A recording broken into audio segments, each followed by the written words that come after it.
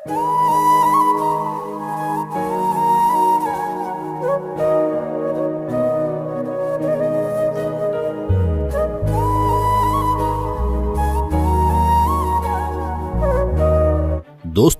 हमारे देश के सबसे पहले विधि एवं कानून मंत्री बनने वाले बाबा साहेब भीमराव अंबेडकर को तो आप सब जानते ही होंगे कि उन्होंने किस तरह बचपन से ही दलित होने का अपमान सहा, परंतु फिर भी वह संघर्ष करते रहे और अपना अस्तित्व बनाए हुए आगे पढ़ाई कर संविधान निर्माण कर पूरे देश को यह बता दिया कि व्यक्ति की प्रतिभा महत्वपूर्ण होती है, न कि उसकी जाति।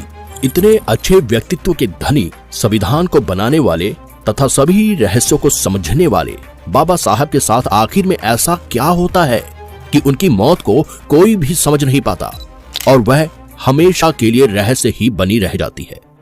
हालांकि उनकी दूसरी पत्नी सविता अंबेडकर पर बाबा साहब की हत्या के आरोप भी लगाए गए, लेकिन उसका भी कुछ निष्कर्ष नहीं निकला। तो आइए इस वीडियो में हम इन्हीं सब रहस्यों को समझने की कोशिश करते हैं। दोस्तों, बाबा साहब का जन्म 14 अप्रैल 1891 को मध्य प्रदेश के इंदौर जिले के महू नगर में हुआ था। आपको बता दें कि उनका पूरा नाम भीमराव रामजी अंबेडकर था। यह मराठी परिवार से संबंधित थे। उन्होंने अपनी प्रारंभिक शिक्षा मुंबई में पूरी की और उसके बाद हायर स्टडीज के लिए वो लंदन चले गए। आपको जानकर आश्चर्य होगा कि उन्होंने न केवल एक बल्कि 4 पीएचडी डिग्रियां हासिल की, जिसके बाद वो भारत में आकर अपने कानूनी संबंधी कार्यों से जुड़ गए। वे दलितों का दर्द समझते थे, इसीलिए उन्होंने अपना पूरा जीवन दलितों के उत्थान के लिए ही समर्पित कर दिया। आगे चलकर समानता के लिए आरक्षण व्यवस्था पर भी इन्हीं के द्वारा ही जोर दिया गया था।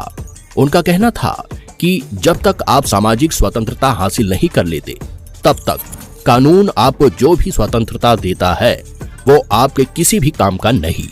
आपको बता दें कि बाबा साहब को डायबिटीज, ब्लड प्रेशर, न्यूट्राइटिस, आर्थराइटिस जैसी लाइलाज बीमारियां थी, जिसके कारण उनका सफर बहुत मुश्किल रहा था और शरीर भी बेहद कमजोर हो गया था।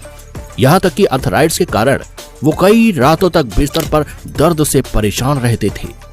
बाबा साहब की पहली पत्नी रमाबाई का लंबी बीमारी के चलते सन 1935 में निधन हो गया था, जिसके बाद वे बहुत अकेले पड़ गए थे।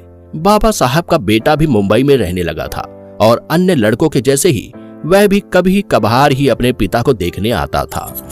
और उधर संविधान लेखन के दौरान उनके स्वास्थ्य में तेजी के साथ गिरावट आती जा रही थी, जिसके बाद उन्होंने एक महिला डॉक्टर शारदा को अपनी देखभाल के लिए नियुक्त किया। डॉक्टर शारदा एक ब्राह्मण परिवार से ताल्लुक रखती थी। इलाज के दौरान उन्हें डॉक्टर अंबेडकर की बातें और विचार बहुत प्रभावित किया करते थे, जिसके बारे में वे लिखती हैं, समय के साथ हम दोनों के बीच बातें बढ़ती चली गईं। साहित्य, समाज, घर आदि विषयों पर बातचीत होती थी। कभी कभी हमारी बहस भी हो जाती थी। डॉक्टर अंबेडकर ध्यान से मेरे तर्क सुनते थे, फिर अपनी बात कहते थे। इन्हीं सब बातों के बाद 16 मार्च 1948 को बाबा साहब डॉक्टर शारदा से कोर्ट मैरिज कर लेते हैं और वह एक पत्र में इस बारे में जिक्र करते हुए बताते हैं कि सेवा टहल के लिए नर्स या घर संभालने वाली किसी औरत को रखने पर लोगों के मन में शंकाएं पैदा हुई, अतः शादी करना ज्यादा अच्छा मार्ग है। यशवंत की मां की मृत्यु के बाद मैंने शादी न करने का निश्चय किया था, लेकिन आज के हालात में मुझे अपना निश्चय छोड़ना पड़ेगा। शारदा जी के घर वालों ने भी इस बारे में कोई आपत्ति नहीं जताई, लेकिन अन्य ब्राह्मणवाद को मानने वाले तरह तरह की बातें बनाते रहे, पर इससे इन दोनों के जीवन पर कोई प्रभाव नहीं पड़ा।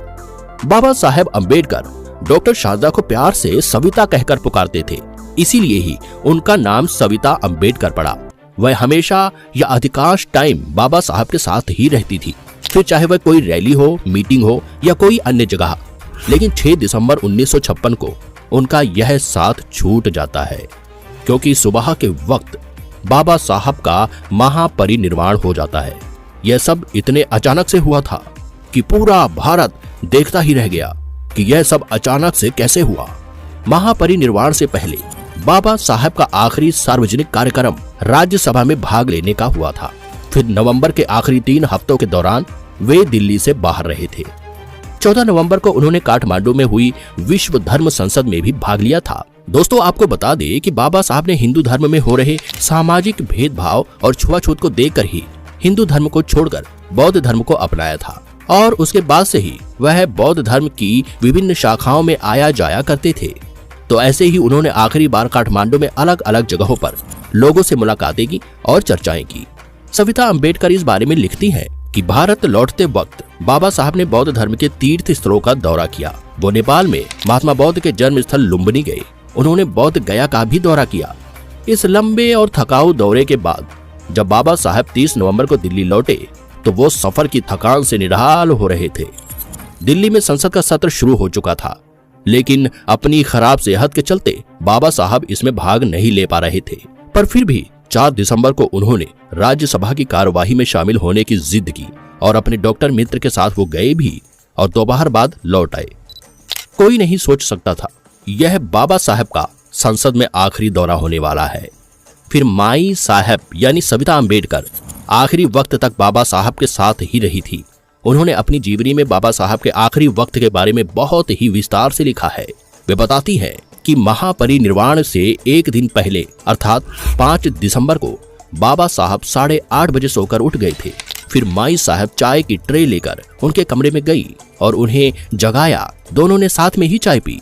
फिर माई साहब ने बाबा साहब को सुबह के रोजमर्रा के काम निपटाने में मदद की और उसके बाद उन लोगों ने साथ में नाश्ता किया और बंगले के बरामदे में बैठकर कुछ बातें की।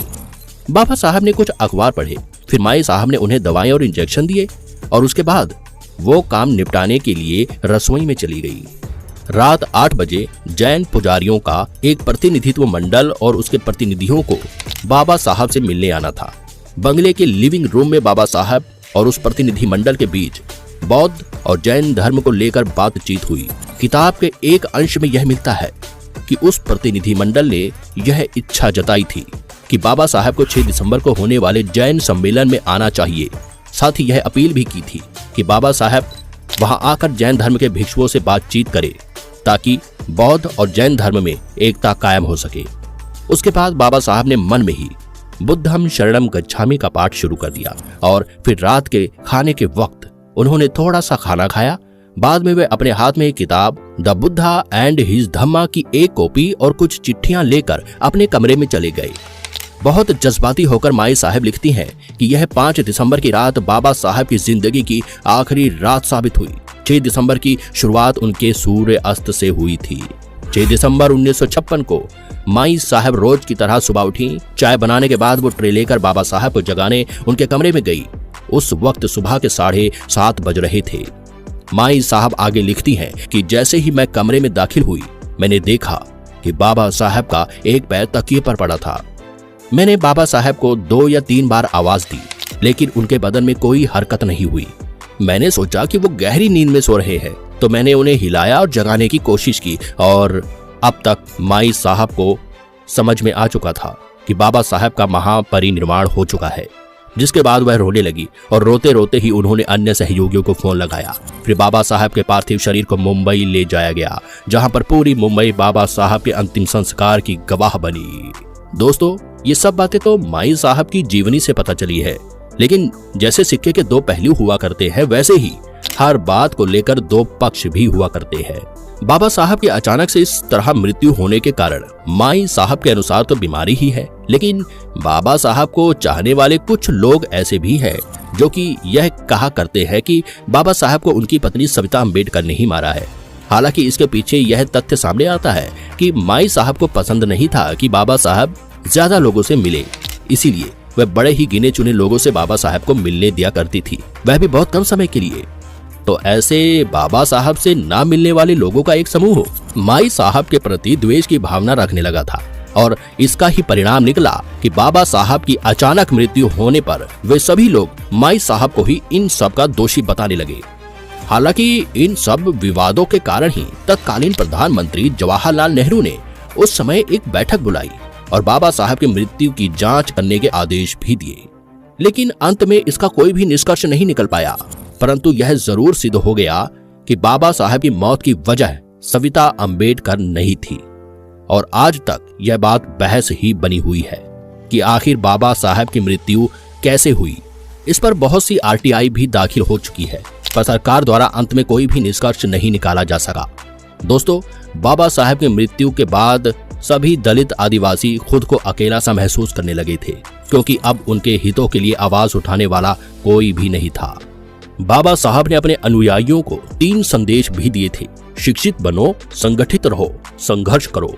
दोस्तों, बाबा साहब की मृत्यु कैसे हुई होगी, इस पर आपके क्या विचार है, कमेंट करके जरूर बताएं। वीडियो को लाइक और चैनल को सब्सक्राइब जरूर करें।